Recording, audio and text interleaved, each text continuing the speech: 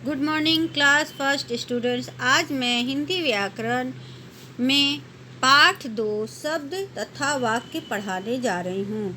जब दो या दो से अधिक वर्ण मिलते हैं तो शब्द बनता है और हर शब्द का कोई न कोई अर्थ होता है, जैसे नमक, बटन, फल, नल आदि। अगर हम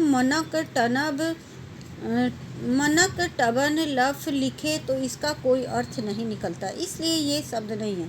शब्द के लिए दो बातें आवश्यक है: क वर्णों का समूह होना और दूसरा उसका कोई निश्चित अर्थ होना।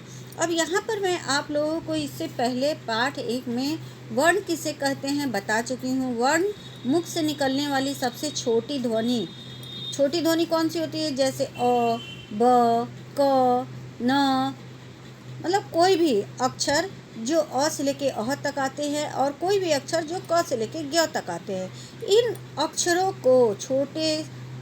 अक्षरों को ही वर्ण कहते हैं जो हमारे मुख से निकलता है।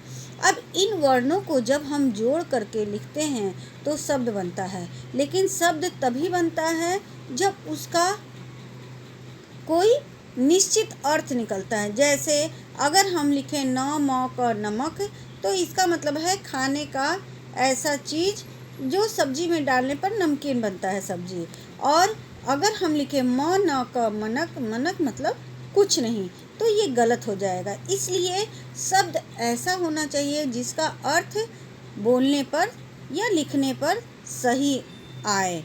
वाक्य दो या दो से अधिक शब्दों के मेल से वाक्य बनता है। जैसे वह एक लड़का है, गीता आम खाती है, शिवम पत्र लिखता है, यह एक सुंदर घर है, बच्चे खेल रहे हैं। वर्णों के ऐसे समूह को शब्द कहते हैं जिनका कोई ना कोई अर्थ हो। जिस तरह से शब्द अगर सही नहीं रहेगा तो अर्थ गलत हो जाएगा।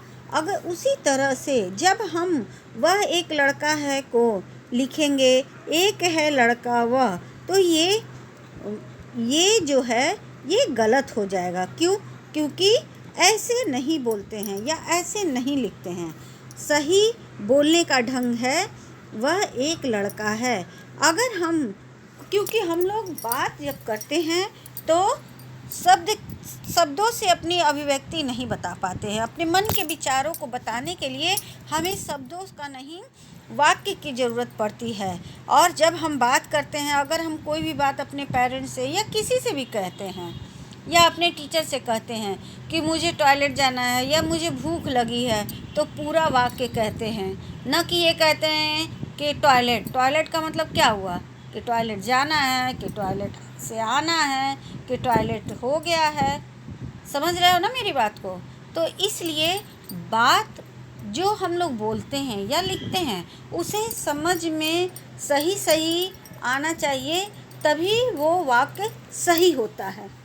अब मैं तुम लोगों को पेज नंबर 11 पर कुछ एक्सरसाइज दिया हुआ है, उसे कंप्लीट करने के लिए दे रही हूँ। इसे आप लोग कंप्लीट करके मेरे पर्सनल व्हाट्सएप नंबर पर भेजिएगा। पर्सनल व्हाट्सएप नंबर है 80 520 10 930। इसी पे आप लोगों को भेजना है, ठीक है? इसके आगे मैं प्रश्न उत्तर भी आप लोगों को भेज रही हूँ, इसे याद कीजिए। और अपनी हिंदी सेकंड व्याकरण की कॉपी में पाठ 2 सजा करके उसके बाद ये प्रश्न उत्तर लिखना है। Okay, bye.